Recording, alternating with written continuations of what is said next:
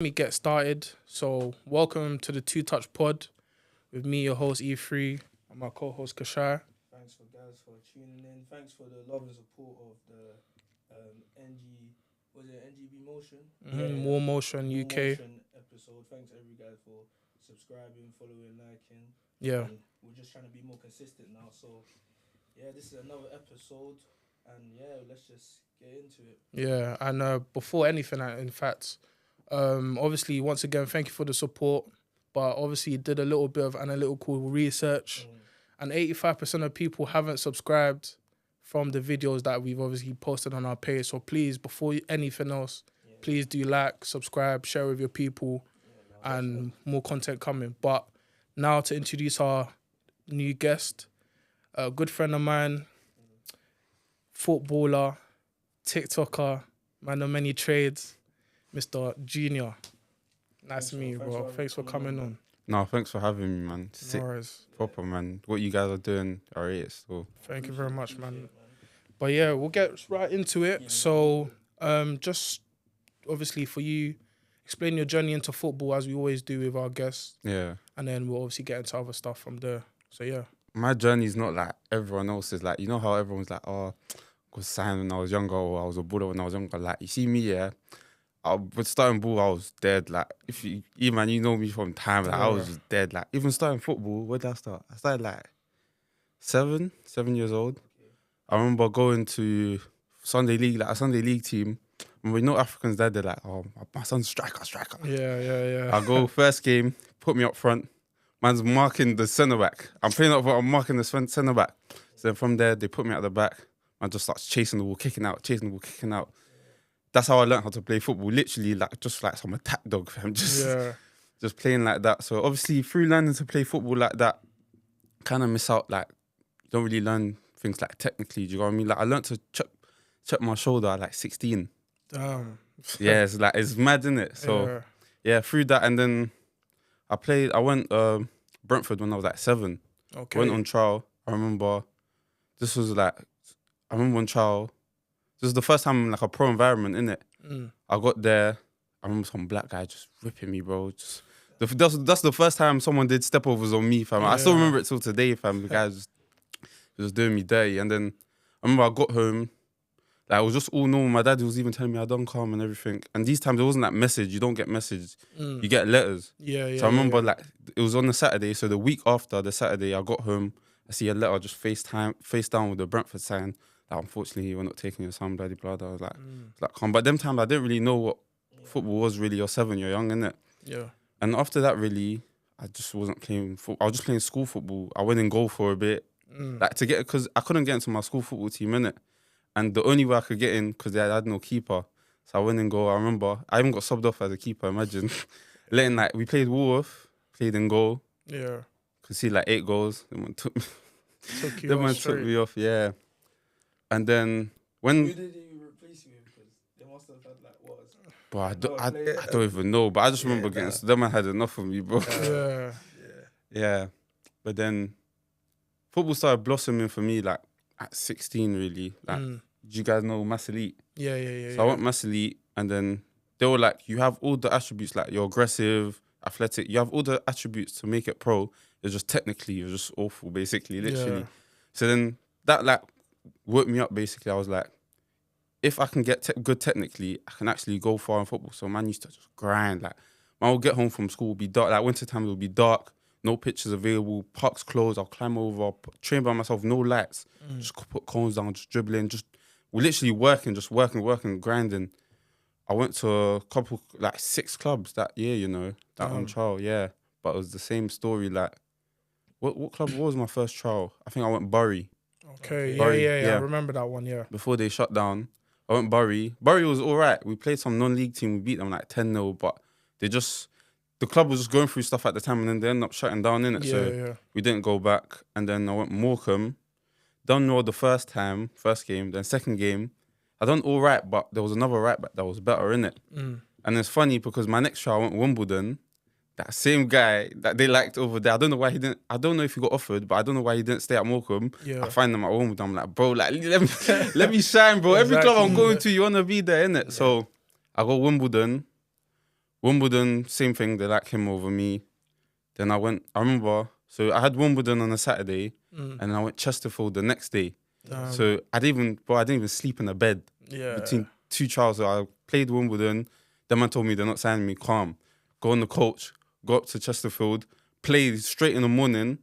And then I was just so tired. Like, man was just tired. Exactly. Played dead. And then man said, yeah, nothing. So how did it feel like going to all them trials and getting rejected? Because that might have, like, obviously getting rejected. No one wants to get rejected from even from just normal trials. In life in general, getting rejected. So how did it feel getting rejected from so many clubs at that time? And even at your age, at 16 as well, like, how did it feel? It's kind of mad because you kind of think that football's not for me. Like, everywhere you're going for, after the first 2-3 times, you're like, I'm going here, I know what's happening, I'm not getting signed. Like, I'm going to trials knowing that I'm not going to get signed. It's kind of crazy. And like, your morale just goes down. But you keep believing, I think you got to keep going because you never know. Like, that's what I thought. All I need is just one club to say yes, innit? Yeah, exactly. And that's actually funny how you mentioned about that one opportunity, because I remember, obviously, with you, knowing you quite closely for a number of years now, there was a period of time where, especially when we used to kick ball sessions around like Colombo, Wessex, those type of areas. But then there was like a period where you like went ghost, but you almost like done your own thing, like tunnel vision, where you kind of knuckled down and said, cool, some of the things people have said to you, the rejections from the past, it's made me realize, okay, cool, this is actually now my time to actually see whether football's a part of me or not. Yeah. And obviously I want to kind of fast forward a little bit to Dulwich Hamlet was one of your moves, correct? Yeah. So how did that kind of come through, and then obviously talk about your experience there? How Dulwich Hamlet came through. So the year before that, I actually went France. I went to play in France for a bit, but I'd never really got any game time. But I still learned a lot. Like technically, I think that's what helped me develop technically, and that's what I needed, innit? Yeah. So coming back, like when I was gone for a year, come back like a different person kind of, and I grew like a lot athletically. So when I did come back, he wasn't my agent at the time, but he is my agent now. And they were just shocked. They were like, just like a new junior. Do you get what I mean? Like, this not technically better. You're faster, stronger. You understand football better. So then from there, they were like, cool, we're gonna help you out in it. And then I did actually, I played the trial game for Sheffield Wednesday. Okay. And then they were really interested in me, but at that time they didn't have space in digs. So then they sent me Dulwich Hamlet. Weren't Dulwich Hamlet, it was proper. Like, at first I was a bit nervous, but the trial game played like Sutton, who were League 2 at the time, played Arsenal, done well, and then got offered. Okay. Yeah. So then once I got offered, Sheffield heard, and then Sheffield like, come in. Okay, Sheffield. And then, but I never got offered a pro at Sheffield, but it was still a good experience. Yeah. That's actually kind of mad, because I wouldn't have ever expected that Sheffield to have then a link with Dulwich Hamlet. Yeah. Like, obviously you would think maybe some clubs have like partnerships and stuff, but it was actually my agent that told him, Dulwich Hamlet offered him that you might want to speed up the process with. Okay, yeah, that makes sense. Yeah. So obviously, what I've seen on Instagram is that, I don't know if you know, but obviously to the people about the Under Armour sponsorship. So just tell us like how you got into that and where did it come from, like. Yeah, I don't know if you guys seen the top 10 thing, innit? Yeah. But this was like the first time of them doing it. So one of my boys was like, hey, come down to Under Armour, they're doing this thing. So I'm like, I'll go down. It was like end of the season, there was nothing going on really, so I had bare free time. I went down, they made you do some tests like running, things like that, and I just smashed it. Yeah. I smashed it. Everyone was there, I was shocked. Like, everyone was like, wow, like, who's this guy? Where did he come from? They made me come in the second, like 2 days later and filmed it. Okay. They were like, nah, we need to see if this is like fake, like real. Yeah, one-time thing. Yeah. So I even done better than the first time. So yeah, the leaderboard was out for like 2 months. I was first for a majority of it. And then, them just some freak guys just came. Next animals. Yeah, so then I ended up being like 9th or 8th in the end. But it's still good because, over 600 people competed, you get it? So to be top 10 in that, in London as well, like, it's bare athletes. So, yeah, exactly. Yeah, so that was proper. Yeah, and I mean, obviously, for an opportunity like that, Under Armour, they're a big brand. And obviously, for them to do an initiative, especially in London, like, obviously, you mentioned how your boy kind of brought you into the thing where it's like, oh, come down, like, test yourself. And obviously, for you to actually do well and be part of the top 10. So what was like the next step for when you were in the top 10? Was there any trips or was there anything that they kind of gave you in terms of like incentives? Like, what was that next step for you? So first it was like they got all the top 10 and we got to go like Amsterdam to compete further because it was the whole thing was the top 3 of the top 10 get sponsored, a year sponsorship, innit? Okay, yeah. So then the top 10 we got sent to Amsterdam to do more testing, but it was like more like it was similar but a bit different. So we got there, done similar types of testing, and then the top 3 of that got sponsorship. So we got like £250 store credit.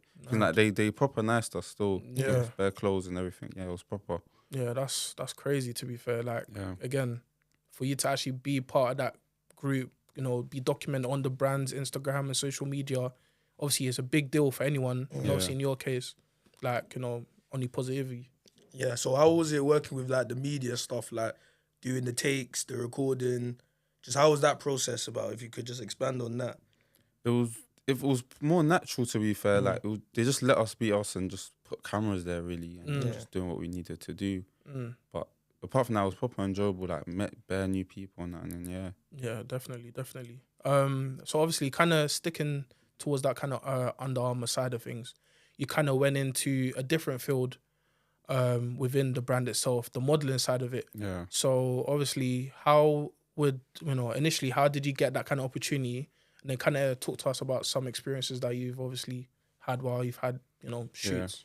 So obviously, when we got back from Amsterdam, I never got selected. So I'm thinking, it's all done. Yeah. The guy was even like, we're going to shout you for further things. But I'm thinking, nah, they're just saying that to keep you happy, innit? Yeah. Then we went to the store opening. We met like Eddie and Ketcher and all of that. And then a week, well, I think, no, this was actually after. So then a week later, after telling me I'm not getting the sponsorship, I get a message. I'm like, it's like, are you free next week? It's not saying what you're doing or what, it's just telling you, are you free next week? I'm thinking, I've done all of this kind of like, I never got paid for it. And I'm doing a lot of stuff at the time. So like, time is kind of money kind of thing. So I'm kind of doubting, like, should I say yes? Should I say no? But then I'm just like, yeah. And then they're like, okay, cool. Like 5 minutes later, I'm in a GC with like producers, all of this, all that. I'm like, what's going on? Like, no one told me anything. I'm just, do you see it? I'm just seeing bare guys. So then they give me like dates, like 3 dates of what I'm doing. So one day is rehearsals, one day is shooting in this place, one day is shooting in that place. So like 3 days. I get there, I still don't know what I'm doing. They haven't told me nothing. They just told me be here. I get there, they're like, you're going to be in an advert. I'm like, what? I was confused. You get it? I don't understand. And then there was like 2 other people, they were doing the rugby side. They were like, yeah, how they had to do an audition for it, how they had to do casting. That was very competitive, like through what they had to do in it. They had to compete with their whole rugby team and all of that. And I'm like, I just got shouted to come here. Like, do you get what I mean? So I was proper aghast. Like, it's a blessing really as well. Definitely. And then done the shoot. Them man loved me. Like I'm just a grafter. Do you get it? So whatever they told me jump, I jumped. They told me slide on. Hey, the grass wasn't. It was like it was summer, innit? The grass was hard. They're telling me slide. Man slid. Man had like cut marks after, but I didn't care. I was gassed. You get it? Like, exactly. I was on the advert, so it was proper sick. Nah, that's good still. So with that experience of the modeling side and that, is there any tips you would give to anyone else like doing the modeling or like actually not even in the modeling, just you know, with the football is not going away, the other avenues, like how would you tell people what other opportunities do you think people can do without football? Because obviously you done with the modeling, other things, as you said, you're a grafter, so like what is there any tips for anyone that's going through maybe what you were going through?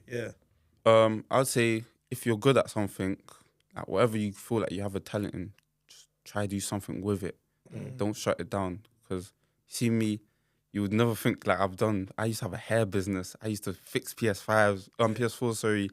Like, do you get what I mean? Whatever I see, like something that I can do or skill I can learn, or try and make money off it or do something with it. Yeah, no, definitely. And like, as obviously Kashaya mentioned, you have obviously different talents and, you know, you've kind of touched on it as well. So again, kind of similar to a couple of our previous guests, the aspect of TikTok. Yeah. So obviously I've obviously seen a couple of videos, you know, like, you know, they're more relatable. Yeah. Not necessarily for the French audience, you do a bit of both as well. So like, talk to us about how you obviously eventually kind of made that account and obviously kind of grew what you have at the current moment. So first, I used to just post like pictures and stuff, like just like a normal, a general TikTok account, like just trying to look good and trying to get girls and that. Do you get that? But that was like the official aim, not the aim, but like what I was doing in it. Yeah. But obviously, I'll get like little views, like 5K and whatnot. It was just like a normal account. And then obviously with this modeling stuff, like you need a huge following in it. Yeah. So I was like, let me keep doing this to kind of get following for this type of stuff. And then one time I'm acting like one of my uncles in one of my GCs with my cousins and that. But that man are sending like, 2 rows of laughing emojis. So I'm like, fam, is this really that funny? Do you get what I mean? So, because it's funny, and I'm dressed in the interview with essentials bottoms, a shirt and a blazer. That's because I was doing an online interview for a job, innit? So man was just like literally fresh off that. That's why I was dressed like that, innit? And I was like, I look like one of my uncles. Let me act like him. Sent to my GC, everyone's laughing. So I'm like, let me post on TikTok. I don't know what got over me. But normally I'm a person like, what if these man think this of me? Or that's what everyone thinks posting stuff on TikTok. Do you get what I mean? Especially like I'm moving like the Joker. Do you get what I mean? And people don't know me to be like that. Technically I am, but do you get it? Yeah. So I post that to like 20K. Like, which is crazy. Well, at the time, that was big for me. Like, of course, definitely. Yeah, for someone who, like, I was on like 2-3K views. Do you get what I mean? So then people liked it. So I was like, let me do more. Did another one, done better than the last one. Did another one, done better. That's what I'm saying. Yeah. Then I took a bit of a break. Just like, I go uni. So I was doing uni, football, everything. In one, Yeah. But then, like, a couple people are telling me, why do you stop? Keep doing that. Have people messaging me, like, followers messaging me. At these times, I'm not even on a lot of followers. I'm on like 800, 900. So I'm like, cool. I come back on it. I even tried to do like the lifestyle thing again, but people weren't really feeling it. You know what I mean? So I'm like, cool. I posted another one, same thing again. But now I'm doing mad things. Like I'm getting 100K, 200K. Do you get it? So from there, in the space of 2 weeks, I went from 1.2K to 20K. No, I'm not on 20K. I'm on 19 on something. But yeah, like, a huge growth. Yeah, mad growth. Yeah. Like, you kind of touched on it where you mentioned how you almost felt like it was, you had not the opinions of others in your head, but like you would naturally think, should I post this? Because you never know who's watching. Yeah. Like, it's one of those ones where eventually people kind of grow into it and grow out of it as well. Yeah. Like, we can say similarly with the pod as well. Like, again, our kind of demographic and especially the topics we talk about is mainly ball. Not many people talk about it, especially to a level where we're interviewing people like yourself and our previous guests. So obviously it's one of those things where I think Kasha actually posted it on his own socials like a couple of weeks ago. It's cringe until it's cool. Yeah, literally. So it's literally one of those ones. 100%. Just saying it's cringe until it's cool because obviously everyone sees it's like this is cringe or this is wet. I don't want to be a part of it. But obviously, as time goes on, when you start getting the views and like, let's just say not even views, just success. When people start seeing your success, they'll hop on. They'll like pause, but they'll like follow. They'll start following and they'll take in what you're doing because that's how everything is. So I would just say keep doing what you're doing, bro. Because I'm telling you, because people will still start following and start rating your thing. Exactly, and it's already showed. So like you talked about the growth. So it can only go up from here. So hopefully that continues. But obviously kind of sticking a little bit more into the TikTok side of things. How do you kind of manage the balance between, obviously you can kind of call yourself a TikToker in some ways because, again, like you said, people have messaged you and stuff like that about videos. How do you kind of manage that side between doing content as well as actually sticking around with football? And obviously you're still currently playing at the moment. Obviously, you won your playoff final, so congratulations for semi-finals. that. Oh, semi-final. Got hopefully. the finals coming up, Exactly. So, So talk to us a bit about the balance between the two. It's not really hard of a balance. It's more just concentration. You got to be able to know when to snap out of it. Do you get what I mean? So, like, for example, even my time, I vlogged kind of, like, did mini vlogs of the time. So, kind of put 2 and 2 together. Like, when I go football, they're like, TikTok, put me in your TikTok. Like, do you get what I mean? But you just got to know, once you're about to start the game, leave your phone, concentrate on football. You got to know when is the time to be on your phone and when it's the time to leave it. Because when you start mixing the two, like, it can actually maybe affect your performance. Like, if you're thinking about TikToks, like, but luckily we're not even allowed on our phone at certain times, so that helps as well. Yeah, definitely. So what position do you play? We didn't even. I'm a fullback. You're fullback now. Yeah, right back. So growing up, was that always your position, or like since what age did you say I was a fullback? You would say. I've played everywhere, you know. Yeah, Like, I've never played in attack, but I've played Yeah. everywhere. And defensively, I played CDM, played right back, Yeah. played centre back. But I always wanted to be a centre back. Actually, I Okay. felt like that's where I could have like been pro. I would say. But now you play fullback now. Yeah. Who would you say a fullback you're looking at now, or even not even now, just back then? Like, what fullbacks was you watching growing up, or right now? I'm not gonna lie, I don't watch no fullback. I watch wingers like Mbappe and that. Oh, Yeah. you don't watch the fullbacks. You don't watch Nah, fullbacks. I watch them, and that's why I get into games. Sometimes I just start doing skills and that. Sometimes okay. sometimes it doesn't. But I enjoy watching like wingers and okay, tackles, okay. Now it makes sense then. yeah. So you just like the attacking side of the fullback right Yeah. now. Okay. So what was your best attribute? You would say. 1v1 defending. Okay. Yeah. 100%. I can personally vouch for that one still. He used You to can do- vouch. Yeah, Was yeah. it? Be honest. Just be honest with me. Was he a baller back in the day? Nah, he was decent still. Decent. He was decent. Oh, So, yeah, how's centre my back. feet? Yeah, that's what I'm saying, bro. No, but obviously you're a left-footed centre back, so It makes sense. you can That's go. that's waste though. Left foot is. Hey, Hey, if you give what me you that, think? I'm playing in the Prem. No cap. Hey, Give me a left foot. How tall are you? 6 foot flat. If I was like 6'1", left footed, I'll be playing in the Prem. Yeah, no, because left-footed centre backs normally they go. Yeah. They're They're rare. Yeah. Yeah, They're rare. No, it's true still. Obviously, yeah. He's been telling me his stories back in the day Yeah. about how he used to kickball and that. So I just wanted someone because you Yeah. know each other back in the day, innit? But yeah, nah. Literally, football is just right now. I feel like football just is getting into a good space right now. I feel like it's just getting better and better. I feel like, as you said, the athlete side. Yeah. Like I feel there's more athletes in ball. Yeah. I feel like technical ability is always important, but I feel like the athletic side is getting even more important now. Yeah, Especially definitely.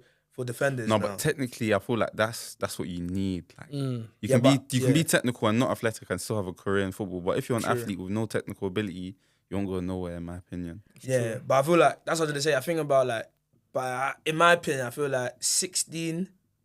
If you're not like the technical side should be like standard. Like That's when I learnt to be. that's what I say because now in the academies or when my little cousins and I going, they want you to be like they don't even care about. You should know how to do this and that by minimum 15, 16 before you get scholars. So it's like I feel like now they care about your athletic side. Are you working harder than anyone? Because obviously working harder than anyone that can push you to pros as well. Not just your technical ability, because as we said, hard work beats talent sometimes. So yeah, Definitely. But in fact, I'm gonna kind of sway a little bit away, obviously, from your kind of side of the story as well, and kind of touch on just like general questions about yourself. So like, what would you say is your favorite team? Favorite team? Yeah, Chelsea. Generally, Chelsea. Yeah, I support Chelsea. Yeah. Gee, well, I mean, like, talk to us about your season because we obviously we had one of our guests last episode. He's a Chelsea fan. He said that right now it's a tough space, but you lot have actually been picking up a couple wins, obviously. So like, from a Chelsea fan perspective, like, what would you say is like, what's the story of your season? How do you rate it? No, right now I feel like it's just the Todd Bowley. Like ever since Todd Bowley came in, I feel like we're not the same. Do you get it? But for me, it's come like we've won too much. Like you need a break. Everyone needs a break. My days. Everyone needs a break. So for me, it's just a breaking period, and we'll be back. I feel like the next 2 to 3 years, Chelsea will be back in it. It's just got to be patient, really. No, that makes sense. To be fair, Chelsea, they've been doing their thing. Yeah. Don't you agree? I feel like they're getting all right. I feel like there's no expectation now, so they can. Yeah, you don't know what you're getting out of us still. Yeah, it's true. It's true. But that's the worst kind of team, though. If you don't know what type of team you're getting, you can either be mad techie, win the game comfortably, like you did today, 5-0, or you can get slapped 5-0. Yeah. So it's like Chelsea. I think next season Chelsea will definitely do stuff. Again, keep the whole team. Maybe add a few experienced players. Then definitely can only go up from here. I got a question. You see your time? Could you like speak about your time in France? I know it was a short period, but like it was like how was it adapting? Like, do you speak French? Yeah, I was born there, but I moved here like 3 months. So. Oh, you were born in France? Yeah. Okay, so do you speak? Yeah. Fluent? Yeah, my TikToks are mostly in French. Oh, okay. Nah, nice. So Nice. Yeah, but just speak about how when you were there? Where was you in France and that? I So was in Paris, so we call it Ile-de-France. It's like some people would say the best region of football in the world. Like the players there are proper. I'm not gonna lie. Like the only problem there is there's like compared to here, there's bare clubs everywhere. Yeah, there's not a lot of clubs, so it's kind of saturated. So to get into teams is kind of hard. Teams got so many players. Teams are stacked, and everyone is good. Like they play good football. Technically, I would say it's better than here. A lot better than here. Yeah. Play with a lot of freedom, a lot of flair over there as well. And it's vibes, so it's proper. I enjoyed it a lot. Yeah, that's good. Yeah. That's good. Yeah, I was even gonna say about like the comparisons because my next question was literally gonna be, how would you kind of compare your time obviously in France and seeing the football and the level of standard there, compared to obviously what you've seen while you've been in England? So like, kind of talk to us a little bit about that. I think that's good and bad. So over there, I would say I'll start with the bad.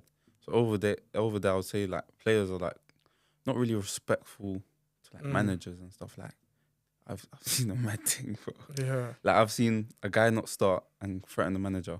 Damn. Like it's that bad. Like over there, to get like French players is crazy, man.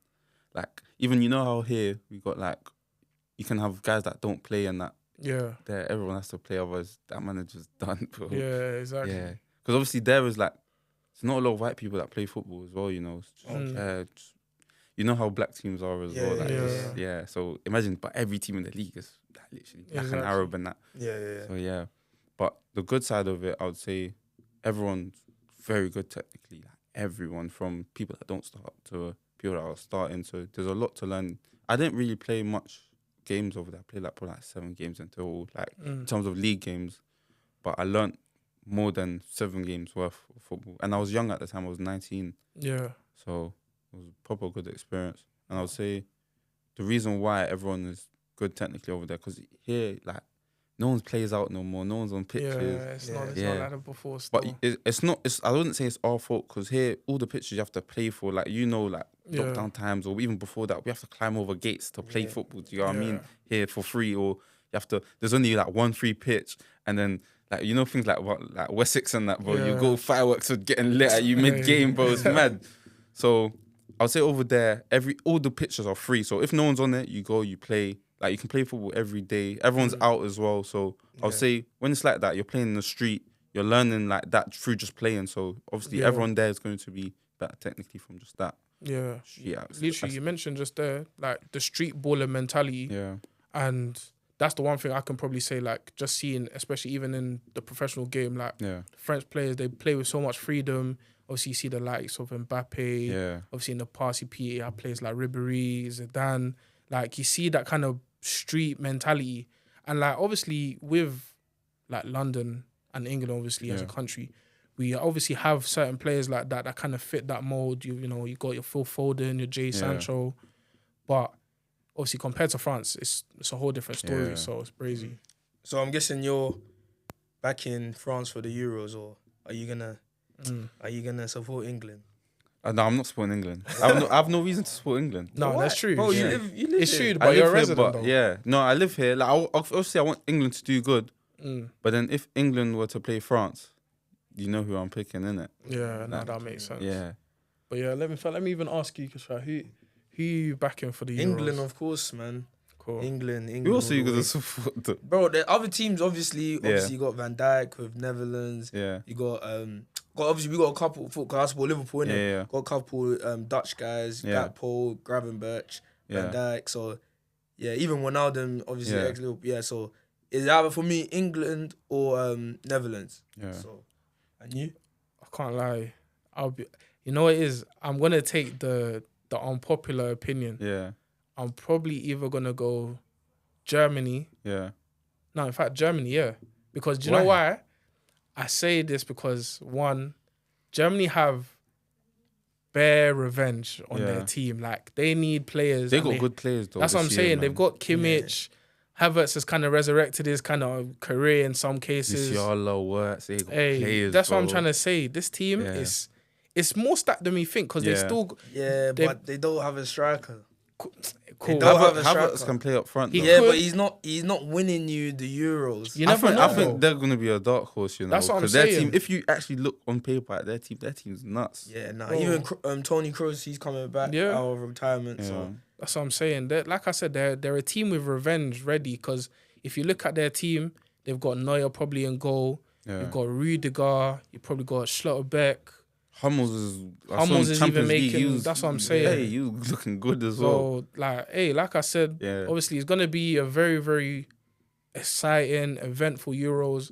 I think probably again with the Euros, how it happened last time. Yeah. You see how everyone used to do those little watch parties, go to the Yeah. local pub. yeah, it's Like- gonna be good vibes though. Yeah, that's what I'm saying. And Yeah. again, talking of obviously Euros being in the summer, what plans do you have got for yourself for the summertime? You know, any holidays, Yeah. any, things that you're looking forward to?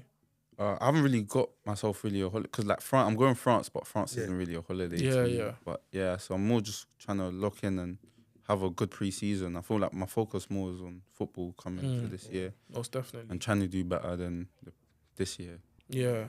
Is there any more any other sponsors that we could look out for, or is Under Armour still your way?